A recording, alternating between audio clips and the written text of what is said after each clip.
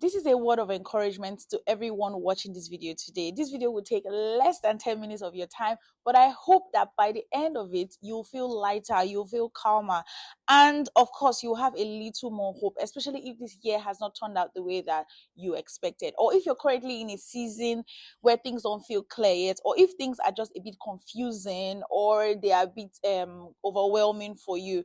So, you don't need to fix everything before the new year starts. Yes, tell them I said so. This is a reminder that I think many of us need to hear right now. As the year comes to an end, there's always pressure. Some of it is internal, some of it comes from the world around us, external, the pressure to reflect deeply, to reset your life, to suddenly have all the answers, to make big plans for the new year, and to tie up every loose end before that new year, arrives.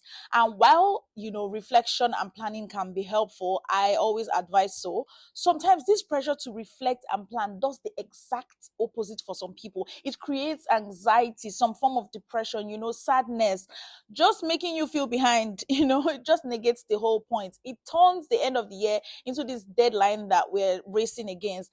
I think we need to come to a unanimous truth that a lot of things we do in life do not run by calendar deadlines. We are the ones who set the deadlines ourselves. A year is simply a way that humans have organized time. Not everyone even follows the same calendar. For example, in Ethiopia, January 1st of 2026 will just be another day.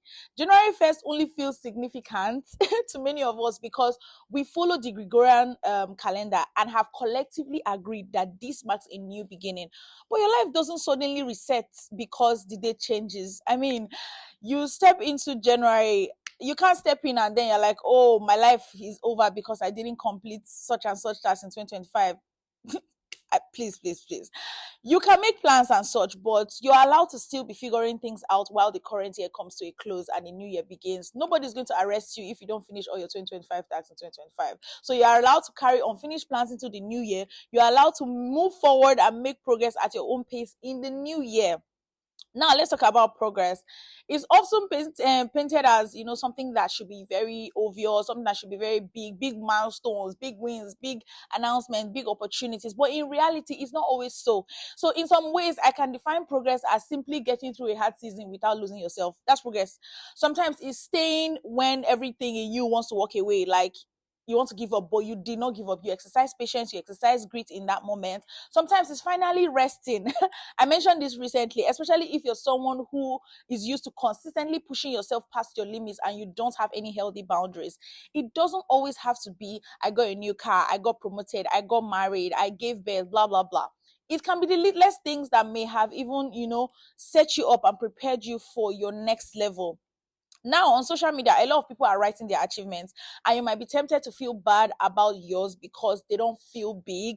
I can even advise that the feeling is normal. If you feel that way, that's good. It's a good sign that you aspire for greater things. It's just that things have not just aligned with you for now. So even if you didn't have any big achievement to show for anything you did or everything you did this year, even if it doesn't look impressive on paper, it was still progress, and nobody can take that away from you. And I think this is where we need to be a bit kinder to ourselves. A lot of us are not kind to ourselves at all, and we need to change. You always understand others, you always understand their point of view and why things may not have gone the way they planned. I mean, you even advise some people and tell them, don't worry, you don't need to rush, calm down. You empathize with them, you encourage them, and then you suddenly change for yourself. That's, you become too hard on yourself and show yourself no empathy. It's okay to walk into a new year without urgency. You can take your time. There's something powerful about accepting yourself as you are in this moment and trusting that growth is sure to come, irrespective of how you feel or your current situation. And I also want to talk about gratitude because many of us miss it here. It's easy to focus on only what went wrong when reflecting on how the year has gone, and then you enter into the panic mode of planning for the new year. Maybe this year didn't turn out the way you expected. Yes. Maybe there were losses, delays, disappointments, or unanswered prayers. Yes. But there were also moments where you were carried through. There were moments that things worked out the way that you planned. There were some small wins. There were some lessons. There were people who showed up for you. You found strengths that you didn't even know that you had. Taking time to acknowledge the good things that happened to you is a very, very, very important step. It doesn't automatically, erase the hard part for sure, but it just gives you some form of balance and, an appreciative mind. When you're in that good state of mind, it will be a better mental state to set goals or plan for the new year. If some things didn't get fixed this year, that's okay. I already mentioned it before. You have next year. When you enter, you can start planning. You don't need to rush and then make costly mistakes. Day by day, choice by choice, moment by moment, as long as you're putting in the work to grow, and you're working towards your goals, you will see results. Even if you do it January 15th. If this year wasn't your best, that's okay. If you're still finding your footing, that's okay as well. If all you can do right now is just breathe and just keep going, that is more than enough. That is okay. You need to understand what season of life that you are in, understand that, and then act accordingly. You also need to maintain a positive outlook on life as much as you can, because I know it's not easy at all. I understand that. So take your time, rest, eat, sleep, spend time with your loved ones or family. Make plans for the new year in a relaxed state, not due to pressure, because the clock is ticking and you're trying to meet up the end of year deadline. Oh, how many days is left? Oh, I need to hurry up. Fun fact, a lot of people really start their year in February. Yeah. So they use January to plan and then test run. Everything is up to you at the end of the day.